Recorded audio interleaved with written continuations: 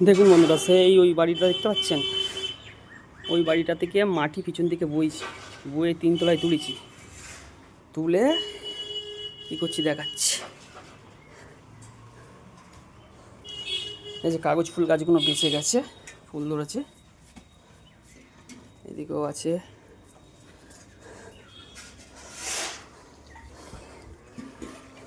ওই মাটি তুলে আমি এখানে এই যে মাটিগুলো ভার্মি কম্পোস্ট মাটি ছিল, এখানে সেট করে এখানে এবার ধনিয়া গাছ বসাবো, ধনে পাতা আর শসা। আর এখানে এই যে কালকে নার্সারি থেকে গাছগুলো কিনে নিয়ে আসলাম, ছোটো চায়ের কাপে, না চায়ের কাপে না সরি, শরবতের কাপে বসিয়ে দিয়েছি কাগজের। আর এখানে এই যে কাপগুলো শসা দানা বসিয়েছি, পার পিস কাপে 2টো করে, এখানেই চাষ করবো। আর এই যে এখানে এই যে তরমুজ দানা বসিয়েছিলাম, গাছ উঠেছে।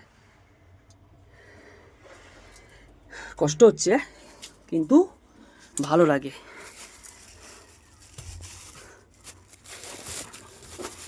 দেখাচ্ছি ধনিয়া দানা,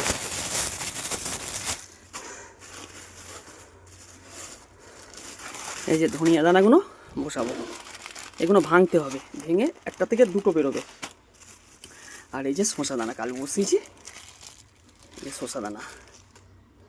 আর ওই যে মাটি, ওইগুলো ভার্মি কম্পোস্ট, পেঁয়াজের খোসা, আলুর খোসা, বেগুন, চায়ের গুঁড়ো, লিকার চায়ের যেগুলো আমরা চাটা খেয়ে নিই, যেগুলো চাগুলো ফেলে দেয়, ওইগুলো বছর 2-1 ছিল, এখন মাটি হয়ে গেছে।